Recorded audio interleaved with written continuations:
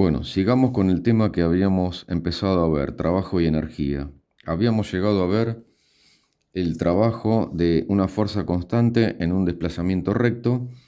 Imagínense que tengo una partícula, sobre la partícula actúa una fuerza F y se desplaza desde una posición inicial hasta una final. Delta R es el vector de desplazamiento. Y supongamos que esta fuerza es constante, o sea, a lo largo del desplazamiento es constante en módulo, dirección y sentido.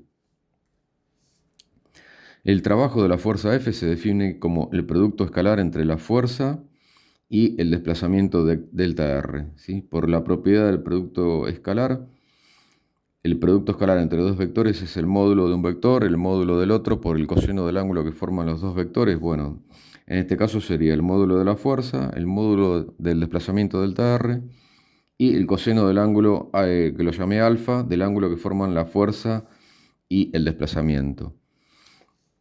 Fíjense que el trabajo puede ser positivo, negativo o cero, dependiendo del ángulo que forma la fuerza con el desplazamiento. Por ejemplo, si el ángulo está comprendido entre 0 y 90 grados, como lo dibujé acá, el trabajo de la fuerza sería positiva porque el coseno de un ángulo entre 0 y 90 grados es positivo.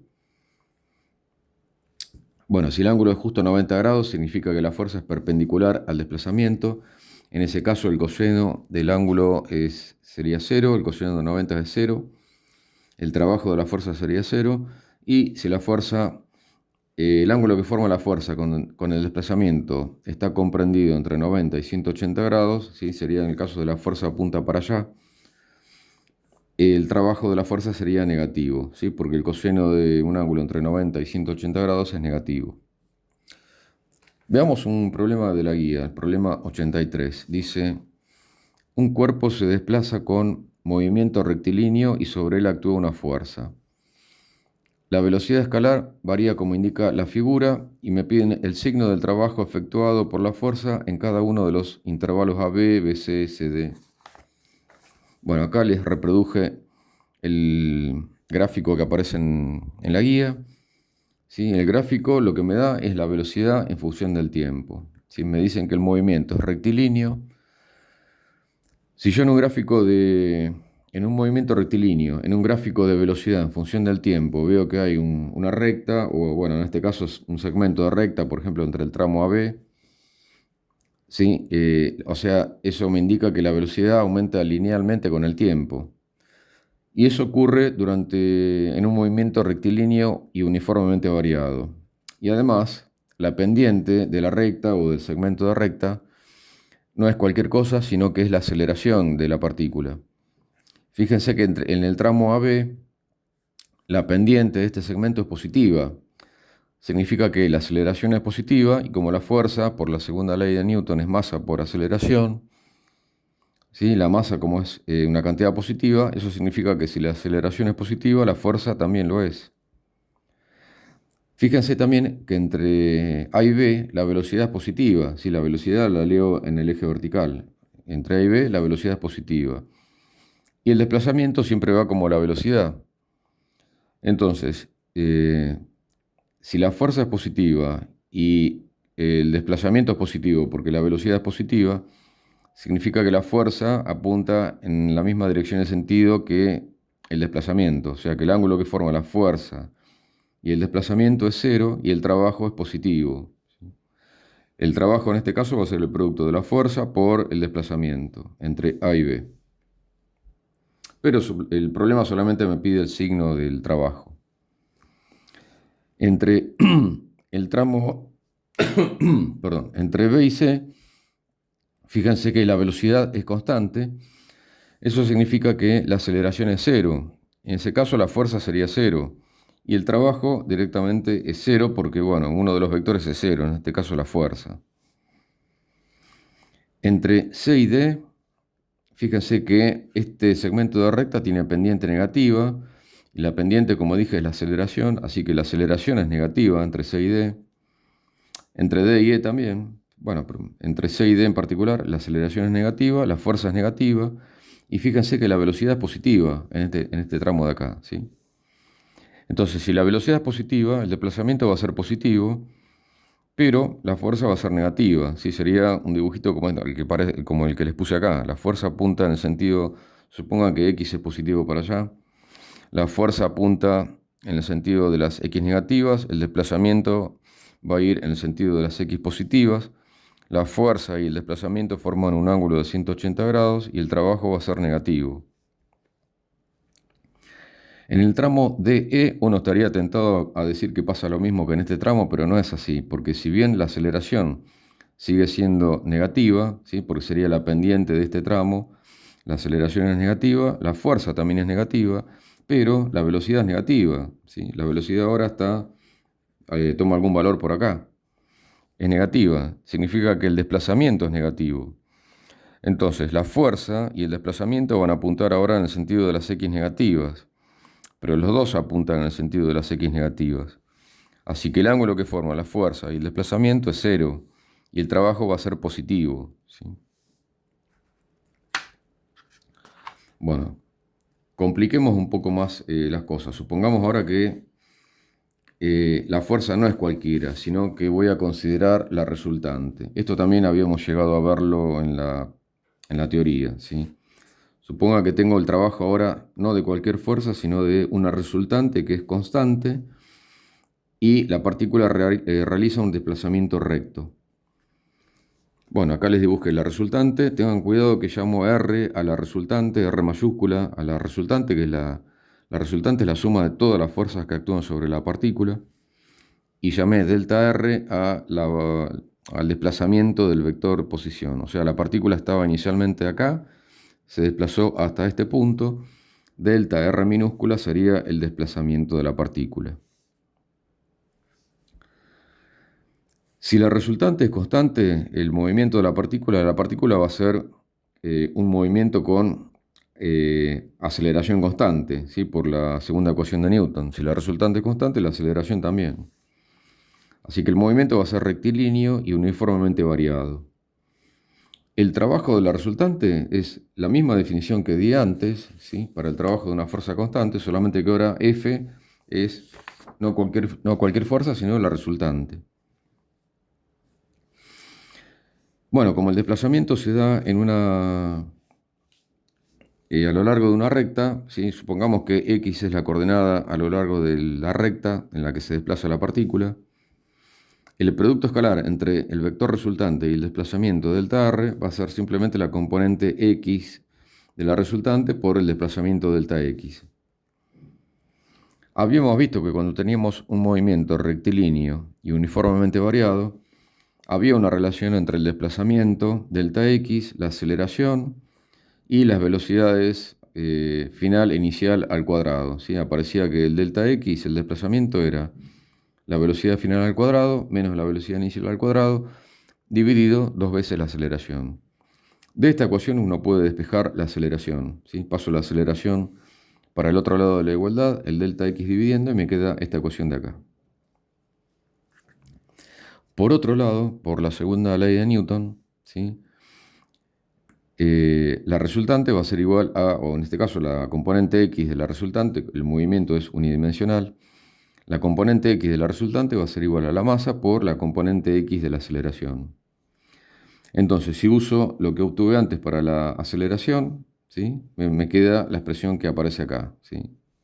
Me queda que la resultante es la masa dividido dos veces el desplazamiento por la diferencia de los cuadrados de las velocidades final e inicial.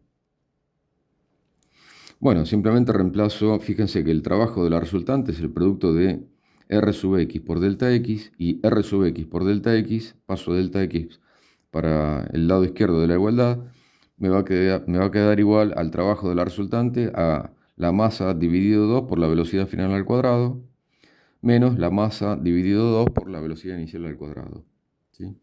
El trabajo de la resultante me queda igual a la diferencia entre esta magnitud al final y al inicio. Esta cantidad, que es un número, es la energía cinética de la partícula. Fíjense que aparece en la energía cinética una propiedad de la partícula, que es la masa, y también una propiedad del estado cinético, del estado de movimiento de la partícula, que es la velocidad, o en este caso la velocidad al cuadrado. Y el trabajo de la resultante queda igual a la diferencia entre esta cantidad de la energía cinética al final menos la inicial, o si quieren, la variación de la energía cinética. ¿Sí? Esta es la letra griega delta mayúscula que se usa en general para variación de algo. ¿Sí? En este caso, la variación de la energía cinética. Fíjense que las unidades de la energía cinética tiene unidades de masa, o sea, kilogramo, por velocidad al cuadrado, metro cuadrado dividido segundos al cuadrado. Si separo el metro cuadrado como el producto de metro por metro, fíjense que kilogramo por metro sobre segundo al cuadrado es newton, y esto me queda newton por metro, que es la misma unidad que les dije para el trabajo, joule, ¿sí? El producto entre un newton y un metro es igual a un joule. Fíjense una cosa, la resultante de una fuerza es la suma vectorial de todas las fuerzas que actúan sobre el cuerpo, ¿sí? Voy a usar esta notación. La suma, imagínense que sobre un cuerpo actúan n fuerzas, va a ser la suma desde igual a 1 hasta n de cada una de las fuerzas. El trabajo de la resultante es la definición que les vengo dando, ¿sí? Entonces reemplazo la resultante por esta suma y por una propiedad del producto escalar. Si yo tengo el producto escalar entre una suma de vectores por otro, que es lo que tengo acá, eso es igual a la suma, o sea, puedo hacer la distributiva, la suma de el producto escalar de cada vector por este vector, que en este caso sería el vector desplazamiento, delta R. Entonces me queda la suma desde igual a 1 hasta n de los productos escalares de cada fuerza por el desplazamiento delta R. Y esto de acá es el trabajo de cada una de las fuerzas, ¿sí? Así que el trabajo de la resultante, cuando tengo la resultante formada por muchas fuerzas, es igual a la suma de los trabajos de cada una de las fuerzas. Bueno, ahora quiero hacerlo un poquito más general la definición, porque hasta ahora vengo diciendo que la fuerza es constante. ¿Qué pasa si tengo, y el desplazamiento es recto, qué pasa si tengo el trabajo de una fuerza en general? ¿Sí? Una fuerza en general me refiero a una fuerza que puede variar su magnitud, ¿sí? O sea, la fuerza varía en magnitud, dirección y sentido. Tengo una partícula que se mueve en una trayectoria que no tiene por qué ser recta, ¿sí? Y en cada punto de la trayectoria la fuerza es distinta, ¿sí? Porque la fuerza va variando. Bueno, lo que tengo que hacer es sumar la contribución al trabajo de cada pequeño trabajo a lo largo de la trayectoria. O sea, la idea de esto es, divido la trayectoria en n segmentos chiquititos, ¿sí? Por ejemplo, la partícula, imagínense que va de la posición inicial hasta la posición final. Entonces, divido la trayectoria en un segmento que llame diferencial de R1, o sea, la partícula va de la posición 1 hasta la posición 2, que sería esta de acá, a lo largo de este diferencial de R1. A lo largo de este pequeño desplazamiento voy a considerar que la fuerza es constante, la llamé F1 a la fuerza, ¿sí?, en la posición 1. Una vez que estoy en la posición 2, la fuerza, bueno, puede ir variando, va a ser otra, y para ir de la posición 2 a la 3 se va a desplazar un diferencial de R2. El diferencial este de R2 sería el desplazamiento para ir de 2 a 3. Imagínenselo que es tan chiquitito el desplazamiento como se les ocurra. Y así siguiendo, ¿sí? Para llegar a la posición final, llegué hasta, si dividí la trayectoria en n segmentos, llegué hasta la posición n. En la posición n, la fuerza que actúa va a ser F sub n. Y para ir hasta la posición final, me voy a desplazar una cantidad que llamé diferencial de R sub n. Entonces, como les dije, el trabajo va a ser la contribución de cada segmentito, ¿sí?, donde la fuerza va a variar. El diferencial de Rn va a ser distinto también. Entonces lo que tengo que sumar es la contribución de cada pequeño trabajo. Fíjense que va a ser el producto escalar entre la fuerza en la posición 1 por el desplazamiento diferencial de R1 más la fuerza en la posición 2 por el diferencial de R2 y así siguiendo hasta el punto final. Luego lo que tengo que hacer para refinar mi definición es considerar que el número de segmentos tiende a infinito y que cada segmento, ¿sí?, el desplazamiento de cada segmento se va achicando proporcionalmente, ¿sí? hacer eso es hacer la integral. ¿Sí? Una integral se puede considerar como una suma de infinitos términos, cada uno de ellos infinitamente pequeño.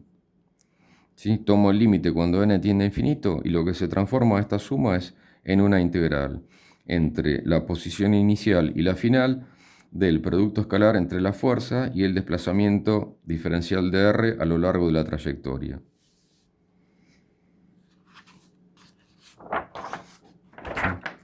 También lo pueden expresar, como les puse acá, con la propiedad del producto escalar, como la integral entre el módulo de la fuerza, el módulo del desplazamiento diferencial de r, por el coseno del ángulo que forma la fuerza con el desplazamiento. ¿Sí? Ese ángulo, como la fuerza va variando, ¿sí? También va variando a lo largo de la trayectoria.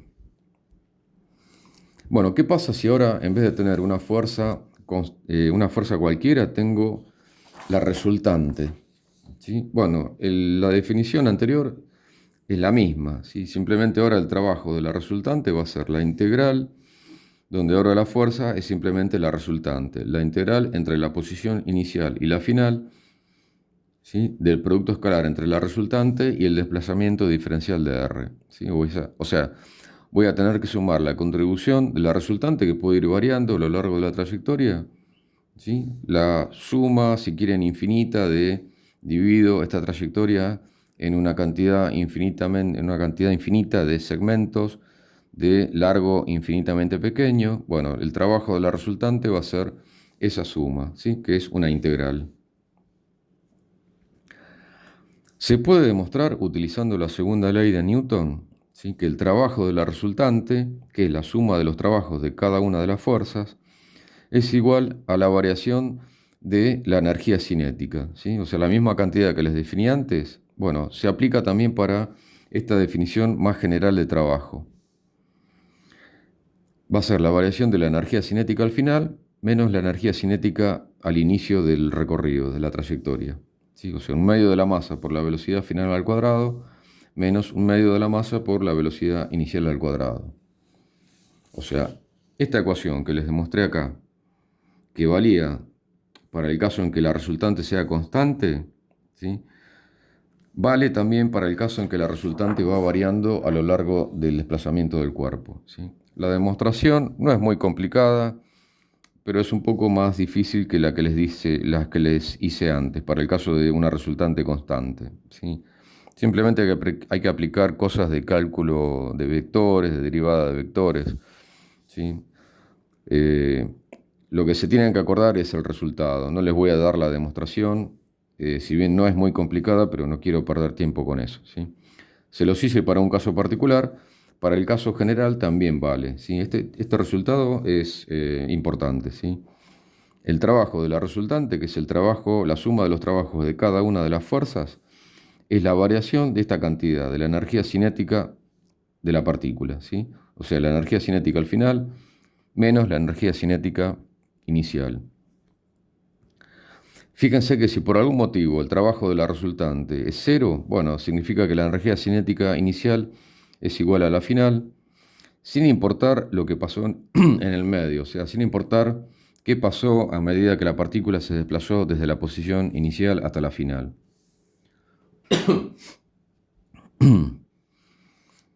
Bueno, veamos una cosa. Hay fuerzas que tienen una propiedad particular que se llaman fuerzas conservativas, ¿sí? Una fuerza es conservativa si el trabajo que realiza no depende de la trayectoria del cuerpo que siente la fuerza, sino que solo depende de la posición inicial y la final, ¿sí? En este curso vamos a ver solamente dos fuerzas conservativas, que es el peso y la fuerza elástica.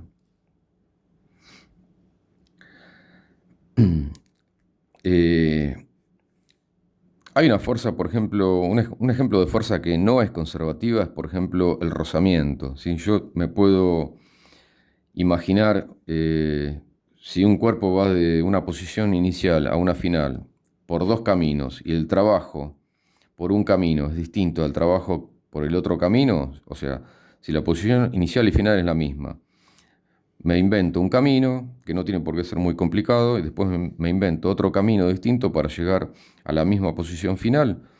Es fácil ver que el trabajo por un camino y por otro no da lo mismo. En ese caso, la fuerza que les estoy diciendo, la fuerza de rozamiento cinético, no es una fuerza conservativa, ¿sí?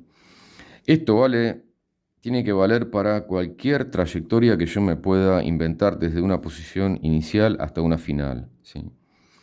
Se puede demostrar que para estas dos fuerzas, ¿sí?, el trabajo no depende del camino que yo me invente para ir de una posición inicial a una final, o el camino que sigue el cuerpo para ir de una posición inicial a una final, ¿sí?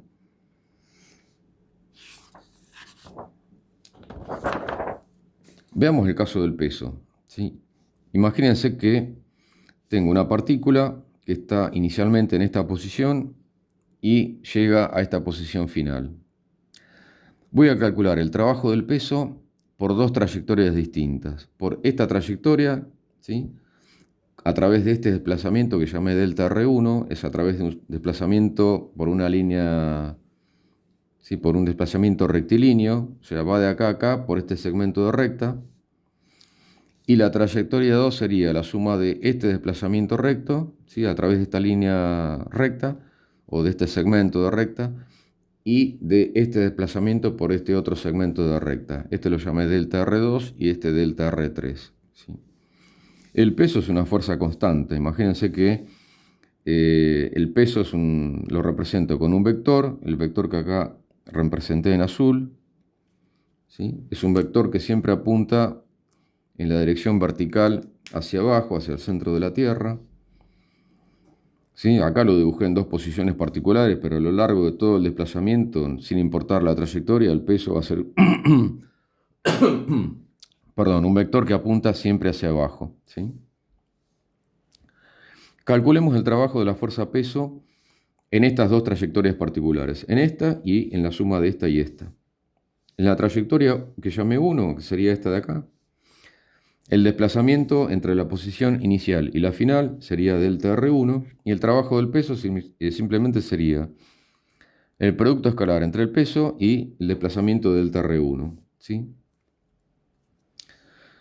Bueno, este producto escalar lo puedo poner como el producto entre el módulo del peso, el módulo de delta R1 por el coseno del ángulo que forma el peso y delta R1, que acá lo llamé alfa, ¿sí? Sería este ángulo de acá.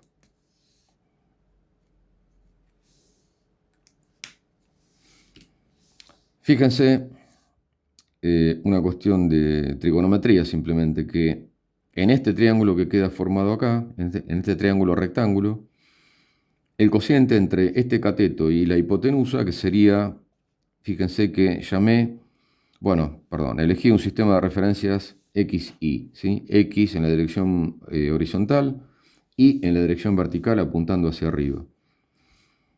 La posición en la dirección Y inicial la llamé Y inicial y en la final Y final, ¿sí? Y final sería esta posición de acá, en la dirección del eje Y, ¿sí? Y inicial menos Y final es esta distancia. Y inicial menos Y final dividido el módulo de delta R1 es el coseno de alfa, ¿sí? En este triángulo rectángulo, este cateto, este lado dividido la hipotenusa es el coseno de alfa. Fíjense que delta R1 por el coseno de alfa es simplemente Y inicial menos Y final, y el peso es la masa por la aceleración de la gravedad. Así que el trabajo del peso me queda simplemente m por g por I inicial menos I final, ¿sí? Esto vale siempre que yo haya elegido el eje Y positivo hacia arriba, ¿sí? Después voy a hacer una aclaración porque esta ecuación se utiliza bastante. Después cuando avancemos un poquito más, le voy a hacer una aclaración respecto a cómo elegir la coordenada Y. Bueno, calculo lo mismo para la trayectoria 2. Fíjense que la trayectoria 2 es la suma de este desplazamiento más este de acá, ¿sí? El trabajo va a ser simplemente la contribución del trabajo de este desplazamiento más la contribución al trabajo de este desplazamiento de acá. Eso simplemente por la definición de trabajo, ¿sí? Bueno, fíjense, para este término de acá me va a quedar el módulo del peso, el módulo de delta R2, por el coseno del ángulo que forma delta R2 con el peso, que es 0. ¿Sí? El peso apunta en la misma dirección de sentido que delta R2. O sea que el coseno del ángulo que forma delta R2 y el peso es 0. Y para este término de acá me queda el módulo del peso, el módulo del desplazamiento delta R3, por el coseno del ángulo que forma delta R3 con el peso, que es 90 grados. ¿Sí? Y sería este ángulo de acá. Bueno, el coseno de 90 grados es 0. ¿Sí? En este tramo el peso no hace trabajo, sí hace trabajo en este tramo de acá. Y la contribución al trabajo va a ser simplemente la que proviene de este término de acá. Fíjense que el módulo de delta R2 es inicial menos I final, y el trabajo del peso me queda la misma expresión que antes, M por G, por el módulo de delta R2, que es inicial menos I final. ¿Sí? Así que el trabajo del peso me queda, lo voy a escribir así por algo que voy a comentar un poco después. ¿Sí? Me queda el trabajo del peso, el producto entre M por G, por I inicial menos I final, saco un menos como factor común, y me queda que el trabajo del peso es menos M por G por I final, ¿sí? O sea, menos la diferencia entre esta cantidad, M por G por el I. En este caso sería menos el M por G por el I final, menos M por G por el inicial. Esta cantidad, el producto entre mg por la posición en la dirección vertical, se llama la energía potencial gravitatoria. Fíjense que el trabajo del peso me quedó igual a menos la variación de la energía potencial gravitatoria. ¿Sí? El trabajo me queda menos la diferencia entre la energía potencial gravitatoria al final, acá, y la energía potencial gravitatoria inicial, acá.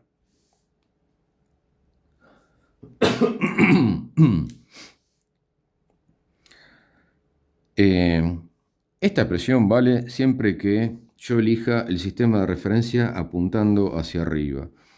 Siempre en la elección de un sistema de referencia hay arbitrariedad, o sea, yo puedo elegir el sistema de referencia como quiera, tengo la libertad de hacerlo, pero la ecuación para la energía potencial gravitatoria, ¿sí? Tal como está expresada acá, sobre todo me refiero al signo, ¿sí? Vale siempre que yo haya elegido I, o sea, el eje Y apuntando hacia arriba, como lo dibujé acá en este esquema, ¿sí? G, la aceleración de la gravedad apunta hacia abajo, acá no lo dibujé, pero sería un vector que apunta para abajo. ¿Sí? Si yo elegí I para la dirección vertical hacia arriba y el vector aceleración de la gravedad apunta hacia abajo, esta es la expresión de la energía potencial gravitatoria. ¿Puedo elegir otro sistema de referencia? Sí, podría haber elegido I apuntando para abajo, o sea, la dirección del eje Y apuntando para abajo. Lo puedo hacer. En ese caso, la energía potencial gravitatoria tengo que tener cuidado porque me aparecería un menos acá. ¿Sí?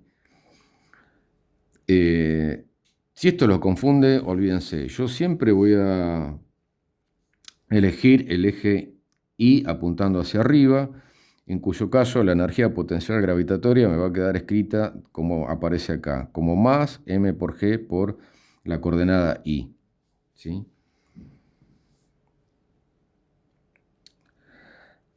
Otra cosa, en la definición de la energía potencial gravitatoria, fíjense que el origen del sistema de referencia yo lo puedo cambiar, o sea, puedo poner, yo lo dibujé acá, pero podría haberlo dibujado más abajo, más abajo. Entonces, la energía potencial gravitatoria va a estar definida como en los problemas siempre van a aparecer variaciones de energía potencial, ¿sí? Yo puedo cambiar el origen del sistema de referencias y como son variaciones, va a depender solamente de la posición final e inicial, ¿sí? Entonces, por más que yo elija el origen del sistema de referencia por acá o por acá, como son variaciones de la posición vertical, no va a influir en la solución del problema, ¿sí? Siempre cuando hagamos problemas de energía van a ver que aparecen la energía potencial gravitatoria en una posición final respecto de una inicial. Entonces, por más que la energía potencial esté definida a menos de donde uno ponga el origen del sistema de referencia, como aparecen diferencias de energía potencial, eso no va a influir en el resultado final. ¿Sí? La unidad de energía potencial gravitatoria, fíjense que m por g tiene unidades de fuerza, newton, y la distancia vertical tiene unidades de distancia. Entonces, la unidad de energía potencial gravitatoria es el joule.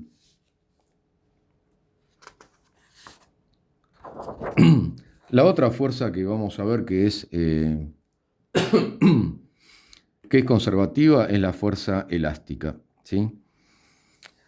Antes que me olvide, acá yo les demostré que el trabajo del peso por estas dos trayectorias que me inventé es la misma. ¿Sí?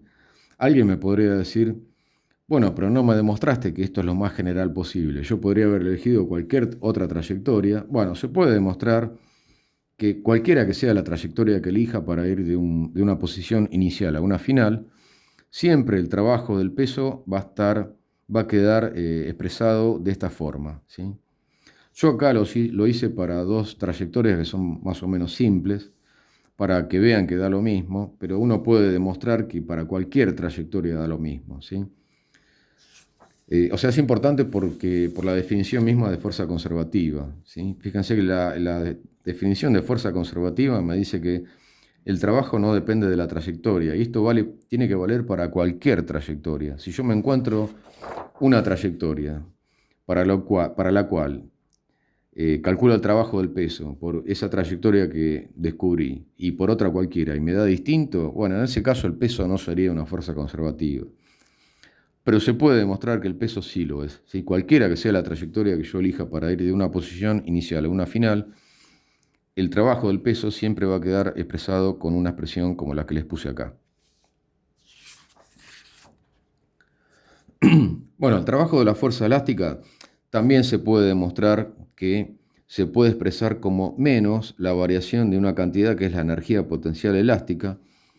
¿Sí? Fíjense que el trabajo del peso quedó expresado como menos la variación de la energía potencial gravitatoria. Bueno, para el caso de la fuerza elástica, se puede demostrar que el trabajo de la fuerza elástica va a ser menos la variación de una cantidad que se llama la energía potencial elástica del resorte. ¿Sí?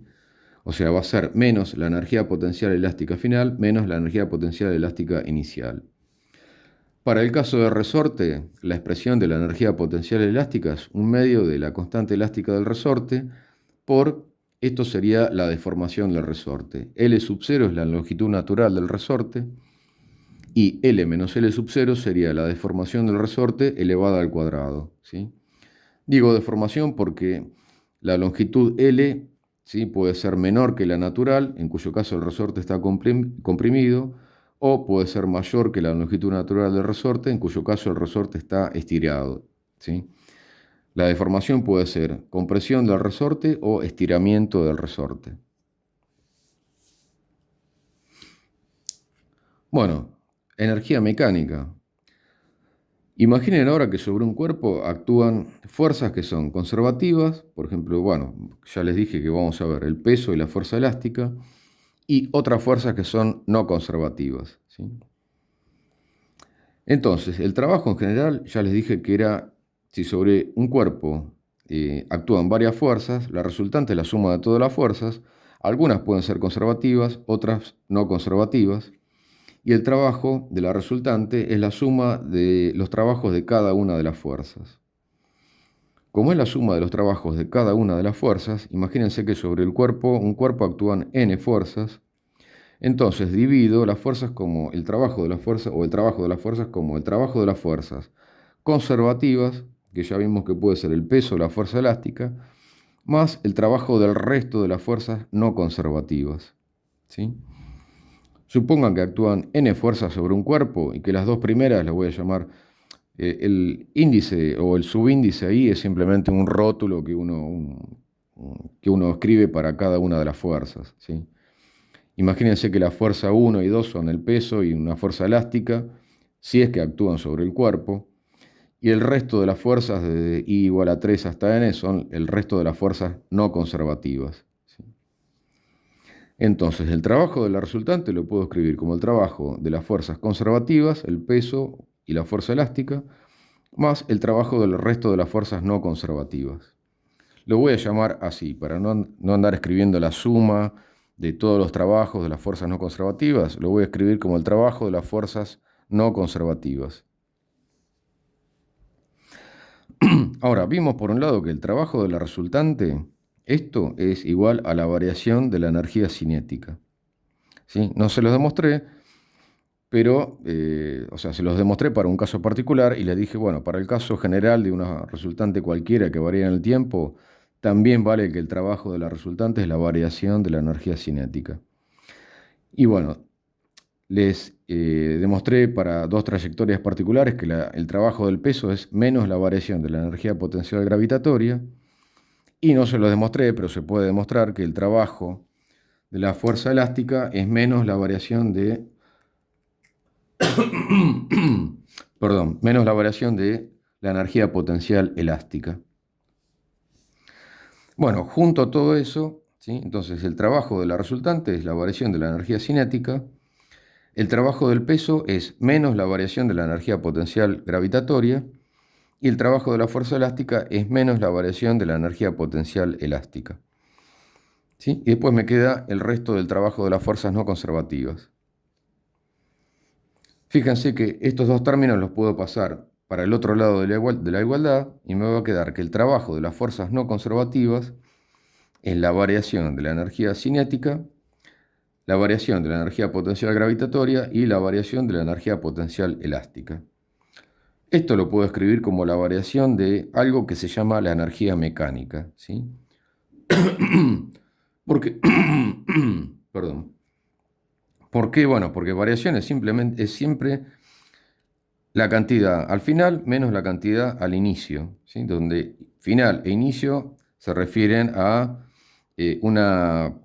un estado inicial de la partícula se mueve, se va hasta el estado final, ¿sí? Siempre la variación, esta expresión, variación de, es lo final menos lo inicial. De la energía cinética, de la energía potencial gravitatoria y de la energía potencial elástica. Así que esto lo puedo escribir, estos tres términos, como la variación de algo que se llama la energía mecánica, donde la energía mecánica va a ser la suma de la energía cinética más la potencial gravitatoria más la potencial elástica. Este resultado es importante, ¿sí? Se los puse acá recuadrado, ¿sí? Fíjense que el trabajo de la fuerza no conservativa se puede expresar como la variación de la energía mecánica, o sea, la energía mecánica final menos la energía mecánica inicial. De esta expresión se puede deducir algo. Lo van a ver en los libros que aparece como teorema de conservación de la energía mecánica. Y lo que dice el teorema es, si lo que está a la izquierda de la igualdad, el trabajo de las fuerzas no conservativas, por algún motivo es cero durante el movimiento del cuerpo, bueno, significa que lo que está a la derecha de la igualdad es cero, o sea, la variación de la energía mecánica es cero, y por lo tanto la energía mecánica final es igual a la energía mecánica inicial, ¿sí? Esto, como les dije, es importante y lo vamos a utilizar para resolver muchos problemas, ¿sí?